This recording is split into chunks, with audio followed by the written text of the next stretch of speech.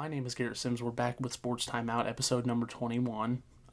Thank you guys so far for listening and everything else. We got a great episode here for you. Lots of sports to talk about.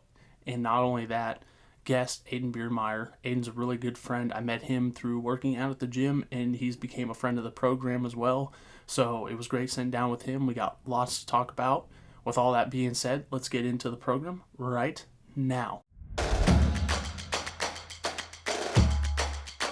My name is Garrett Sims. I'm lucky enough to have Kory Hales join me again for our spring sports roundup. We got lots of action happening, and kind of our big thing that happened last week was Odessa and Oak Grove. They played for the second time in baseball, and me and you were at that game, and that was very an exciting game. But I mean, that was just classic Odessa Oak Grove baseball, and I felt like, even when it was 7-1, 7-2, that Oak Grove was never truly out of it. And it's just the competitive nature you see in these two teams time and time again, Kory. Yeah, they first matchup was a 7-6 win by Oak Grove at Oak Grove. This time, obviously, they're both chomping at the bit. Panthers to get the season sweep. Odessa to get level at 1-1 on the season with them. So, yeah, the Bulldogs kind of jumped out in front, kind of took control. To no one's surprise, Oak Grove stayed with it, kept working hard, made it a ball game really late.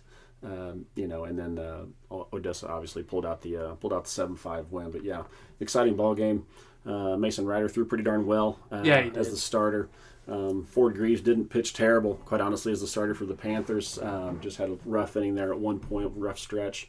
Bulldogs took advantage with 2 outs, scored a few runs there, put up a crooked number, and held on for the W.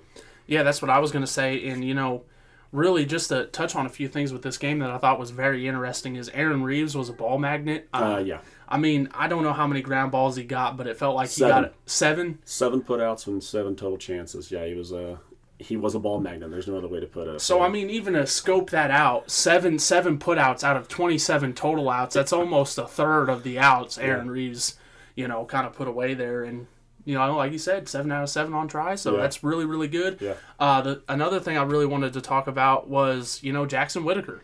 And the guest for this podcast is Aden Biermaier. And, we were talking a little bit, and he's like, I want what Jackson's having, in a sense, because Jackson can do no wrong. And obviously we're going to talk a little bit more, but he sets the triples record. That's insane. 12 games in, Kory. 12 games in. I think he's got 7 on the year. And by this time that we're recording this, he may have a couple more for all we know. But yeah, I mean, 7 triples in 12 games. He slid into third. Obviously, it happened against Oak Grove. Slid into third and pointed at the dugout or pointed to somebody. So somebody knew. He knew. There's no doubt in my mind.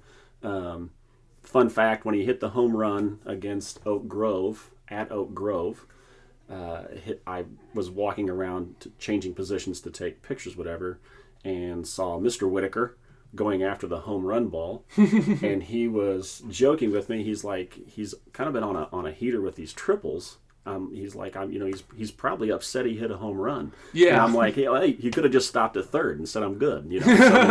So, but anyway, I mean, Jackson has been outstanding at the plate. Obviously, the ball right now is jumping off his bat. And seeing the ball well. Yeah, he's seeing it off the pitcher's hand, and then he's seeing it go quite a long ways.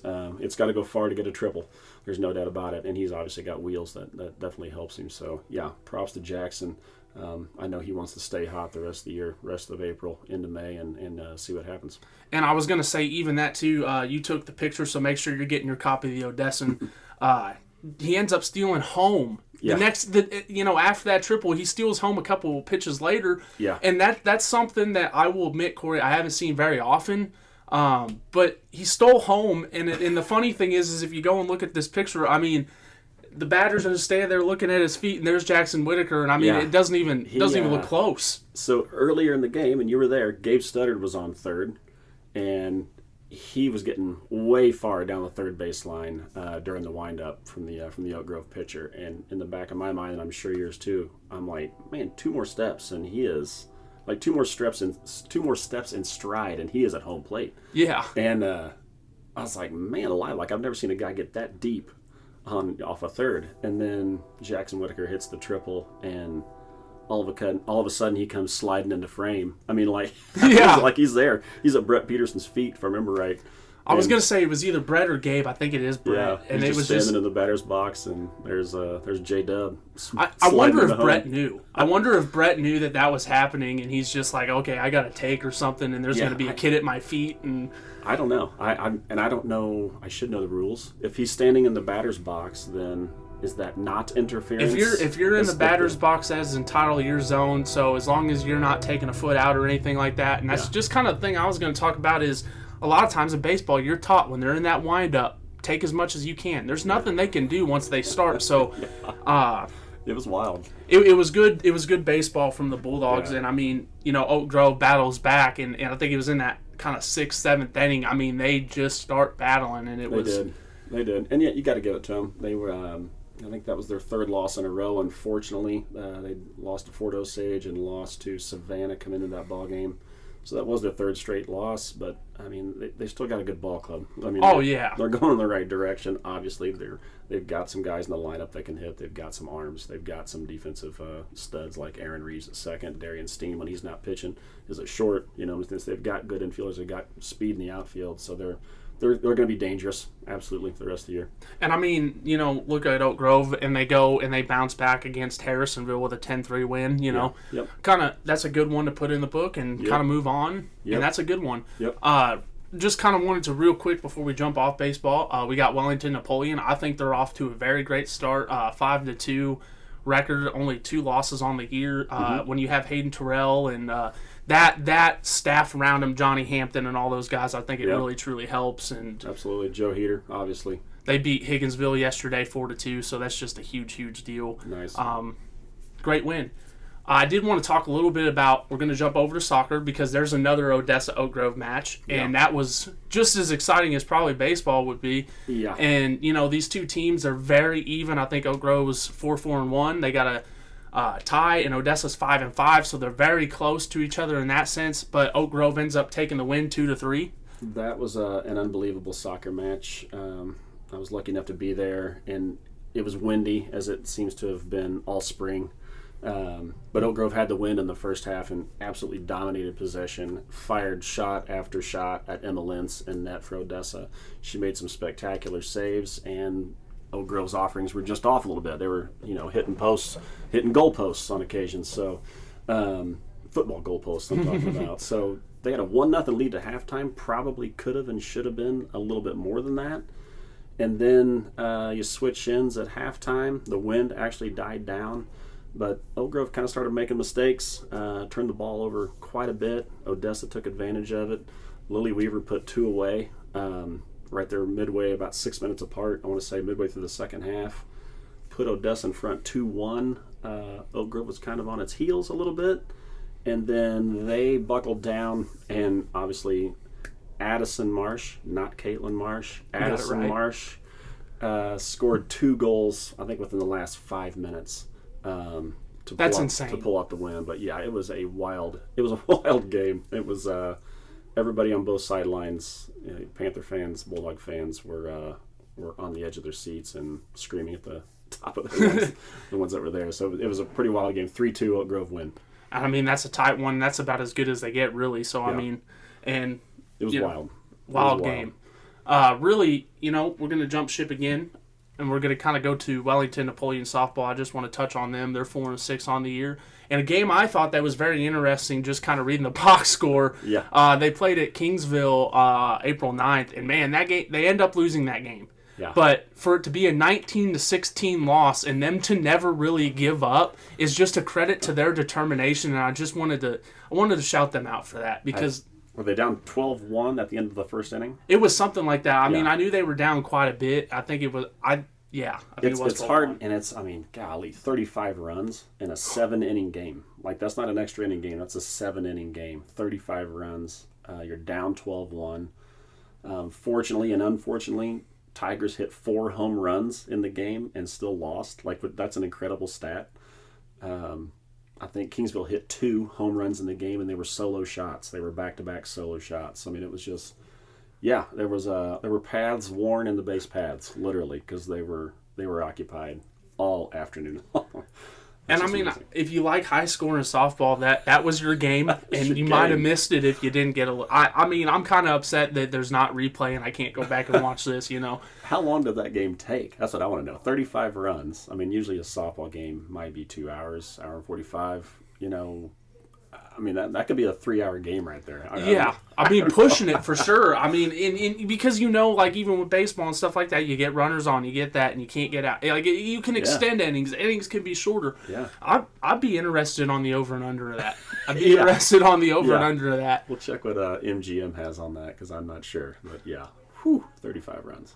And we were kind of talking about something a little bit beforehand. Conference games, and because Odessa and Oak Grove, they play a lot, and what I noticed was funny in baseball is that they play each other and have been doing this as long as I can remember, but baseball plays each other twice. Yeah. And so which one is the conference game? We were chatting about this a little bit before, so how is the conference game determined? And then on top of that, why aren't other teams playing twice? Is this only an Odessa Oak Grove thing, which I believe it is, because in softball, they're playing each other twice. Yeah. And we were all teams in the conference are playing each other twice. And then baseball, you go and look at it, and it's like it's not necessarily the same story. And maybe it's just because of shortened spring season, you don't get as many of those. But it is confusing. I wish we would throw an asterisk somewhere on our schedule or Oak Grove schedule that just signifies this is the MRVC West Conference game.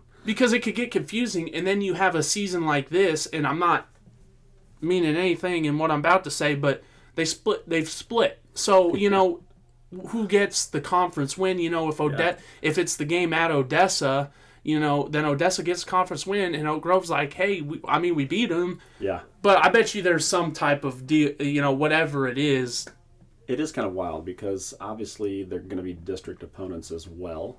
So then which game do you count toward districts, district seeding or whatever? I'm sure it's the conference game, but again, we don't know. Yeah. We don't know which one it is. So, I would love an asterisk, a star, a pound sign, something that just kind of helps us out as the ignorant public ourselves, that just to give us a heads up, like, hey, this is for the trophy. This game's for pride, like one of those deals. So yeah, and because we were trying to make heads or tails of it, just trying to see who did get the conference win this year, and as of this moment, we still don't know. So we're not going to pretend that we do. Yeah. We want to touch on a couple of quick things real quick. Golf has been doing a great job, and in case you haven't been getting out to see them, Oak Grove's got an MRVC West Tri 422.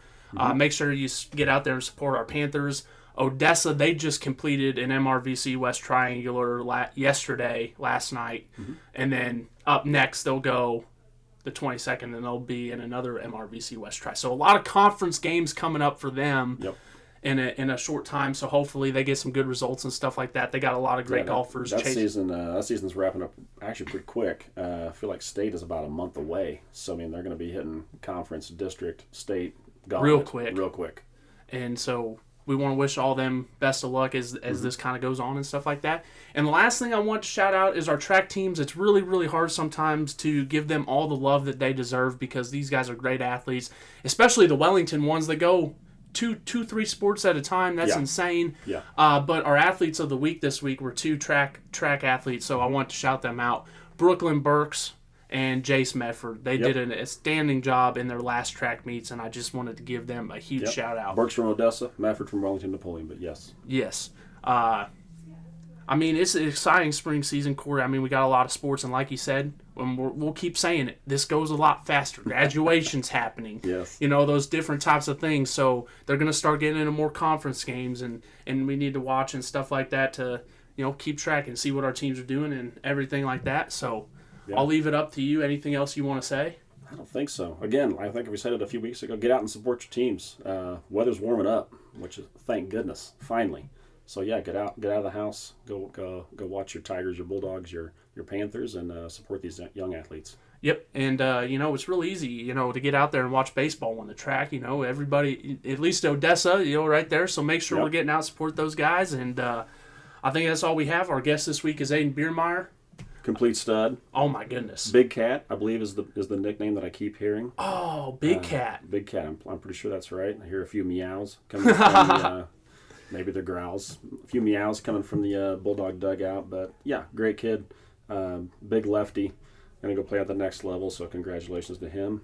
Has already had an outstanding senior year. He's got more to prove and more to go. I know he does. So yeah, and he's just such a hard worker, too. So. Yeah, absolutely. Well, that's it for our weekly roundup. We hope you appreciate it, and catch us next week. My name is Garrett Sims. I'm very excited for this episode because this is a young man who's joining me today who works very hard, and I met him at 5:30 in the morning at Ultimate Image Fitness. Aden Biermaier, thank you for joining me today. Yeah, of course, man. I'm honored to be on here. You play for the Odessa Bulldogs baseball team. Yes, and sir. Could you explain what position do you play? I'm mainly a pitcher, and right now I'm kind of like DHing for the pitcher that's like throwing that day, and sometimes he might throw me out in right field, or sometimes I might be at first base, but mainly I'm either on the mound throwing or I'm DHing. That's awesome. And so the season's getting started. Mm-hmm. And so I just wanted to ask you, how's your season been going so far? And as it kind of wraps up, what's some of the goals for you? So as a team right now, I think the season hasn't been that bad. It's just kind of been some small things that we've been, messing up on that's been causing to some of these tougher losses that I think we should have won. And I think once we start figuring out all these small mistakes, I think we'll be a really, really good Raw team this year. And then my season so far, it hasn't been going that bad. On the mound, I've been making some mistakes, and obviously I've been trying to fix them in bullpens, and I'm starting to figure out everything. And so as the team's getting better, I'm also getting better myself. Which is what you want, self-improvement. Yeah. And I was going to say, what are some of the teams you might be looking forward to playing? I'm really looking forward to Lone Jack this year. I heard they have a lot of good arms to throw. And then when we played Boonville and Southern Boone last year, they were some good competition. They also had some really good arms. And so I'm looking forward to playing those three teams this year. I want to kind of ask you, we talked about your mechanics before this, but I want to kind of ask you, what's kind of your go-to pitch in a tough situation? So normally it depends. If they're way early on me, I like to normally stay outside with them with an outside fastball, or I like to work a changeup.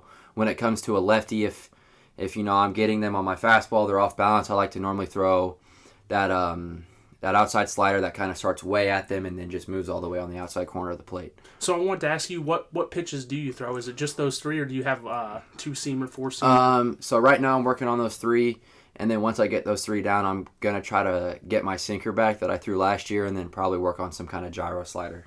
Oh, the gyro slider.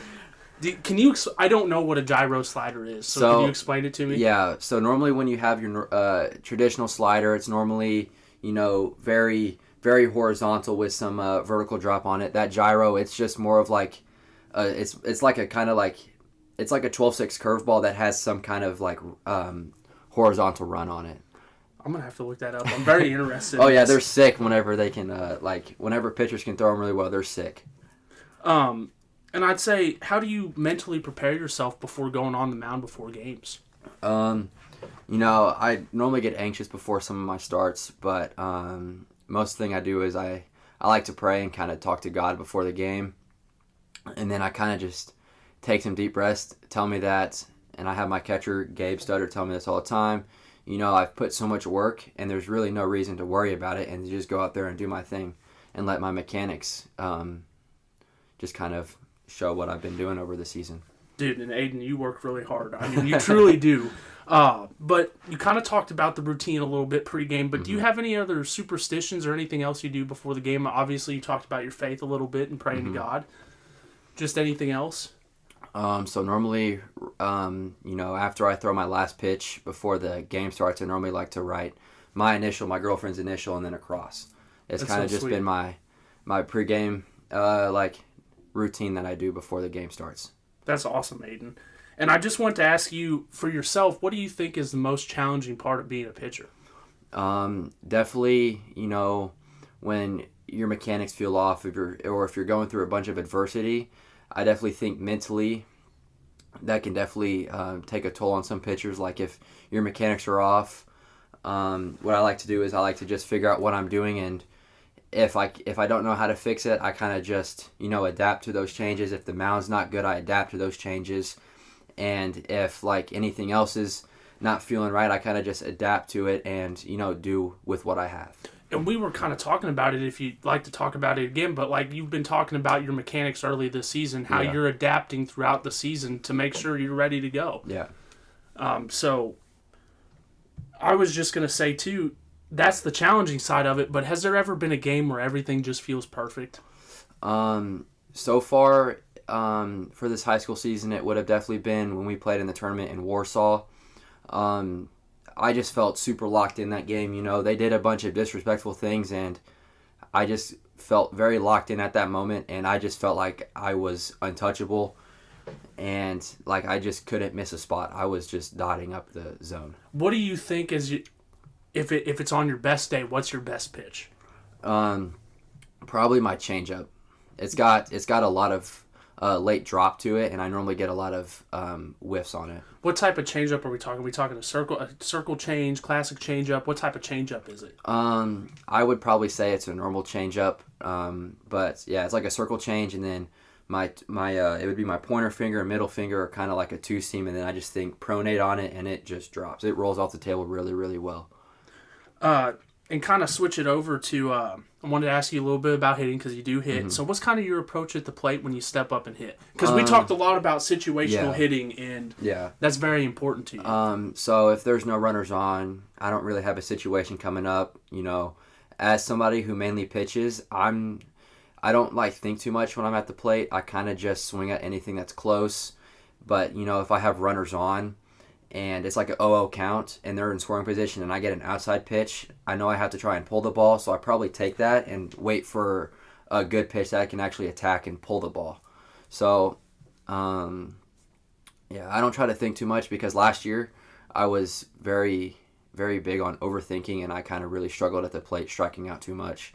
And so this year that changed, and I may not have a lot of hits this year, but definitely feel a lot better and more comfortable in the box. And there's a long season to go. You still got plenty of time to get that up.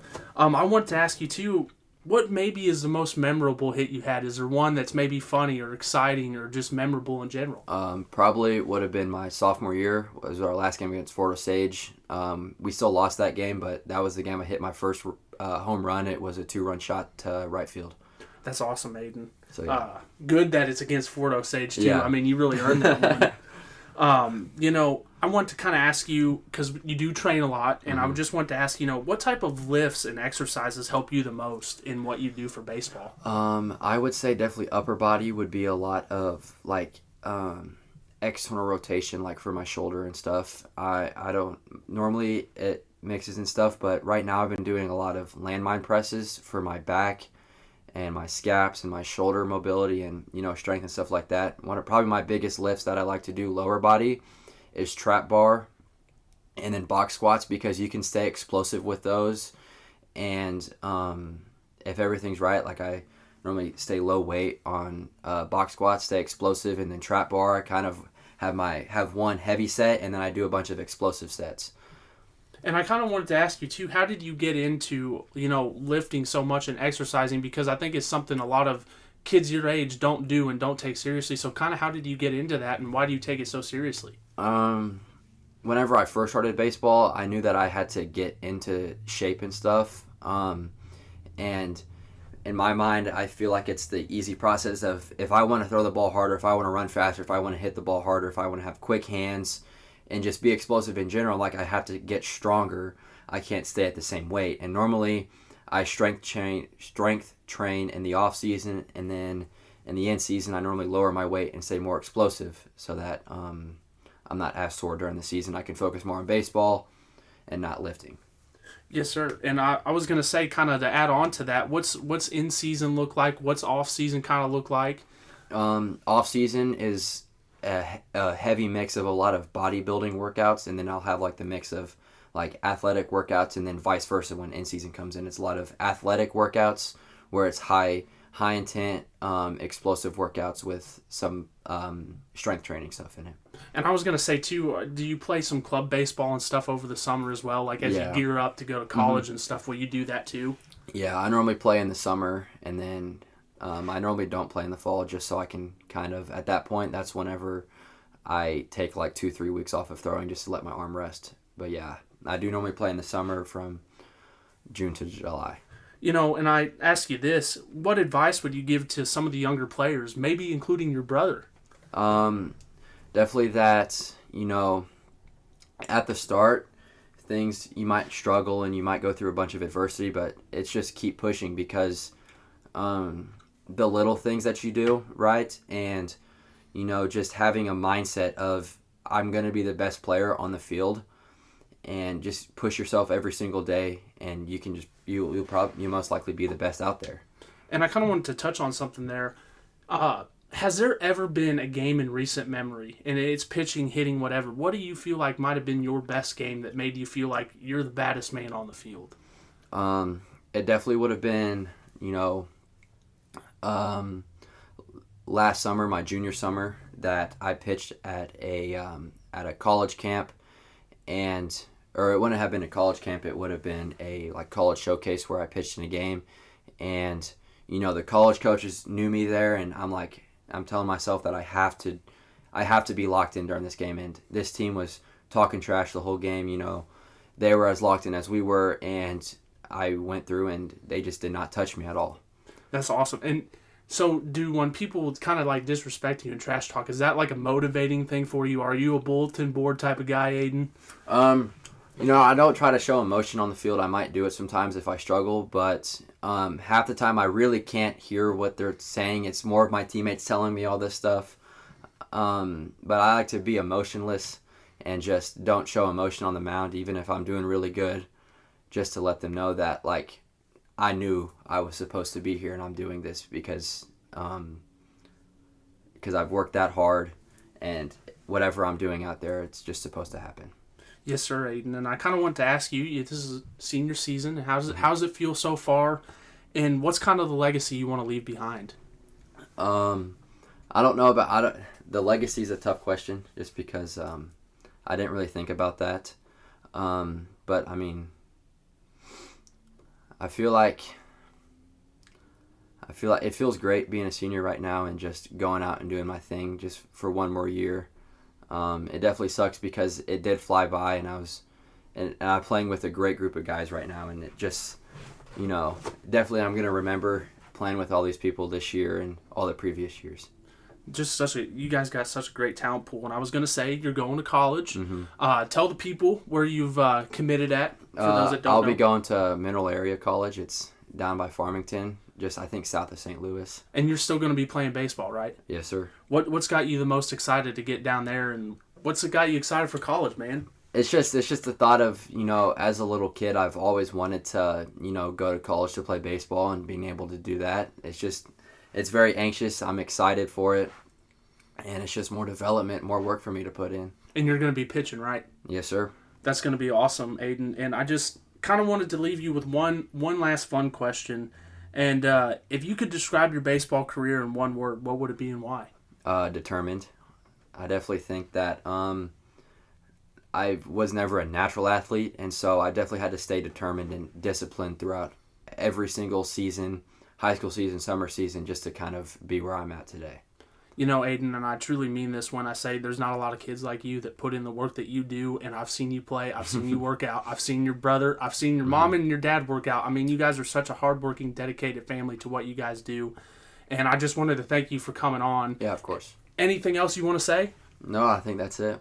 Well, this has been Aden Biermaier. I greatly appreciate you joining me, and this has been a fantastic interview. All right, thank you, man. We really hope you've enjoyed episode 21 of Sports Time Out with guest Aden Biermaier. Like I said, Aden's a really good friend, and it was great sitting down and talking with him. Make sure you're picking up your copy of the Odessan for all your other non-sports related news and information. A lot of people put in a lot of great work, and it would be great to pick up a copy and know what's going on around Odessa.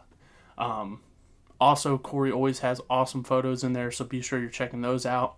This is the end of our Sports Time Out, episode 21. We'll see you guys soon.